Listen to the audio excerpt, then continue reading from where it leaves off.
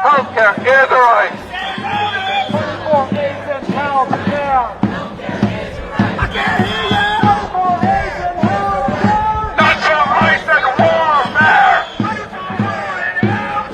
Not for ice and warfare. Not for ice and warfare. Money for AIDS and healthcare. Not for ice and warfare. Money for AIDS and healthcare. Not for ice and warfare. Money for AIDS and healthcare. Not for ice and warfare. Money for AIDS and healthcare. Not for ice and warfare. Not for ice and warfare.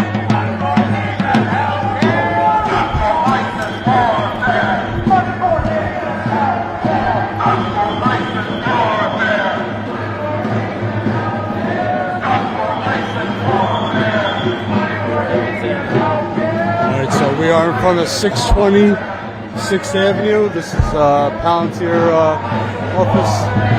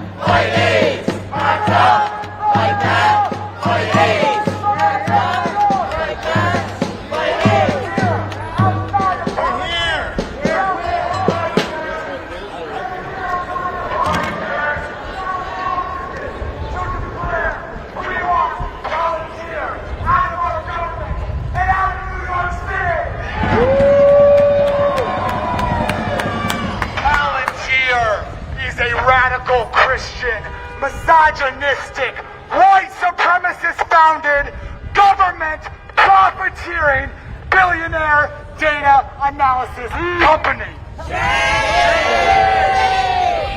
The big old ugly bill that became law moved $1 trillion, moved our money out of our healthcare initiatives to the Pentagon.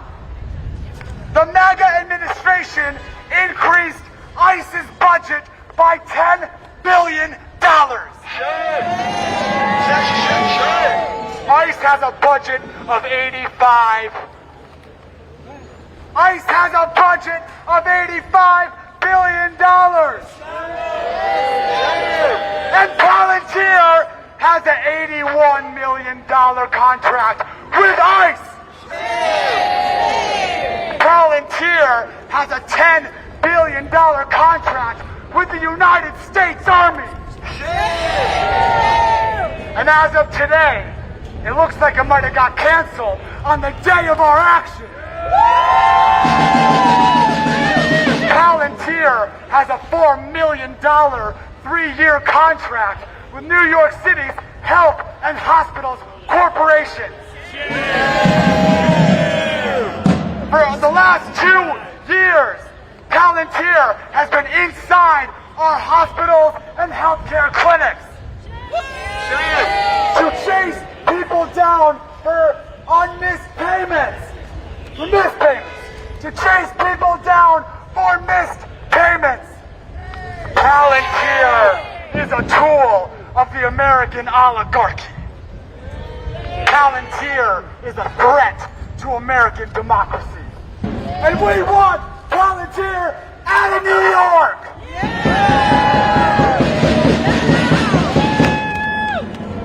All right, now what if I told you that your state pension dollars were invested in this company? We right now have the state pension fund with $500 million of your money in this company. Do we want that? No! We should. This company is systematically partnering with ICE to terrorize our immigrant families, our brothers and sisters, and murdering Americans. Is that shameful or not? Shame! We need more public officials and elected officials standing up and saying, not on our watch.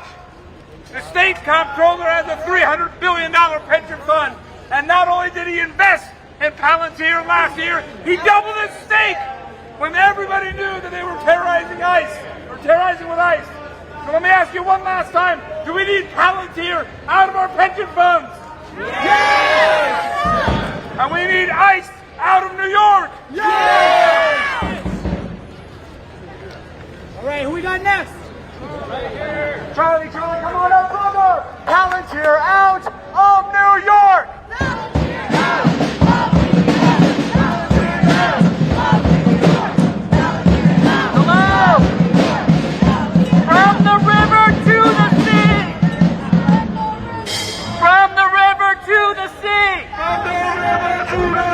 Palestine will be free! Palestine will be free!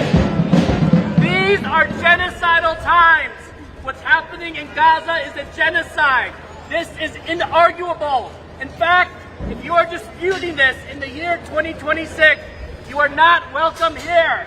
There's no justification, no normalization of genocide. We start with that. And we've learned that genocide is the crime of all crimes, the worst of the worst. Palantir begins with genocide. We know that genocide is not new, and that with war, the history of war is intertwined with the history of technology. So I want you to think of Palestine as a weapons manufacturer, because that's what they are. They are a weapons manufacturer, a virtual weapons manufacturer in the modern age of 2026. The reliance on AI by Israel's military is not new.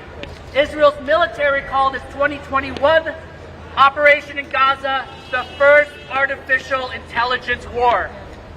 AI has been extensively used to turn Palestinians into data bodies. Much has been written about the testing of AI systems through the lens of Palestine as a laboratory that subjects Palestinians to experimental and deadly violence. A laboratory is where experiments take place to be brought into the world at large. And I just want to note that 2 days ago, the BDS movement declared a special target against Palantir. My first thought was, oh, what a coincidence. But it's not a coincidence. Under this imperialist structure, in the belly of the beast, there are no coincidences when it comes to fighting that structure. This is a convergence. So I just want to briefly tell you the demands of BDS, the Boycott, Divest, Sanctions movement, are simple. They say globally we must pressure governments and institutions, universities, hospitals, trade unions, sovereign wealth funds, pension funds, religious institutions, humanitarian aid organizations to end contracts and partnerships with Palantir. Divest from the company. The Palestinian-led BDS movement calls for forming broad, intersectional coalitions to lead contract exclusion campaigns, peaceful disruptions, and other forms of pressure on institutions contracting with Palantir. So please follow the BDS movement. And just today, like Ryan said, we've had already a victory. Thank you. Money for AIDS and healthcare, not for ICE and warfare. Money for AIDS and healthcare, not for ICE and warfare. Money for AIDS and healthcare, not on ICE and warfare. Our last speaker, Jack, of Act Up New York.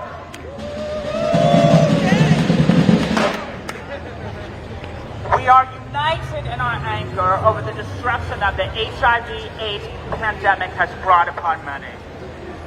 We are aware of the surveillance, torture, and killings that are at the hands of not just ICE, but the broader carceral state. However, we must also be aware of the intersections of these phenomena, specifically of HIV/AIDS within immigrant detention facilities. ICE detention serves as an arena of violence and disease towards immigrants. It puts people behind cages in conditions rife with sexual, verbal, psychological, and physical violence. Shame! It serves to maim human beings, with over half of LGBTQ HIV positive detainees suffering due to care being deliberately withheld. Shame! The incentive for ICE profiteers such as Palantir, a company that surveils and detains, is not to innovate, but to degrade. In this case, suffering isn't just apathetic, but profitable. This is not a coincidence. It is exactly the function of mass incarceration. But what about mass incarceration?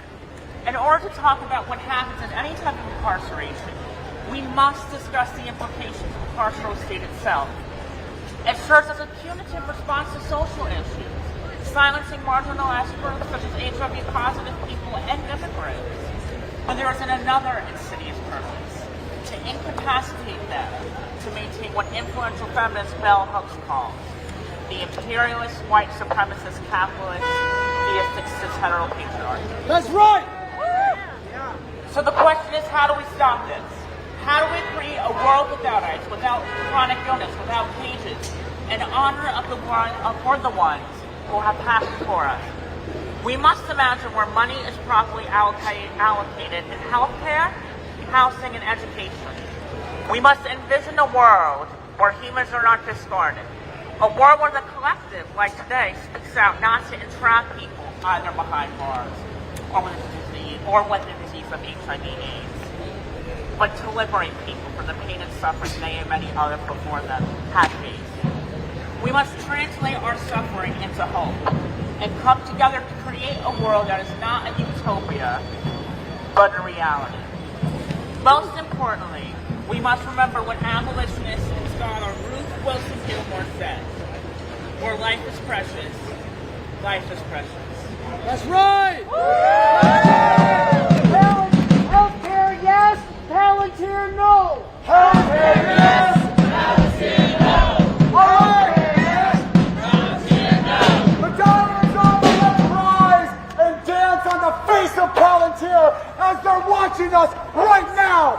throne is watching us right now. So rise up, act up, fight back, fight in. Fight back, fight in. Fight back, fight back, fight in. Fight back, fight in. Fight back, fight in. Act up, fight back, fight in. Act up, fight back, fight in. Act up, fight back, act up. Act up, fight back. Act up, fight back. Act up. We're here, we're queer. We won't stop fighting Palantir. We're here, we're queer. We won't stop fighting Palantir. We're here, we're queer. We won't stop fighting Palantir. We're here, we're queer. We won't stop fighting Palantir. We're here, we're queer. We won't stop fighting Palantir. We're here, we're queer. We won't stop fighting Palantir. We're here, we're queer. We won't stop fighting Palantir. We're here, we're queer. We won't stop fighting Palantir. We're here, we're queer.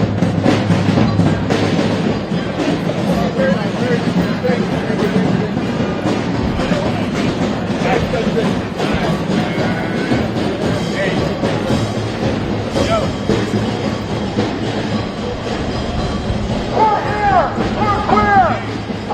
hate Palantir. We're here,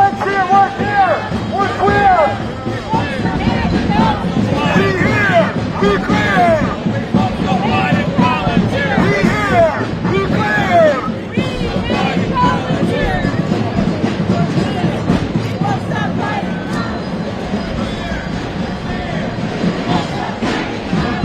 We're here, we're queer. We won't stop fighting Palantir. We're here, we're queer. We won't stop fighting Palantir. We're here, we're queer. We won't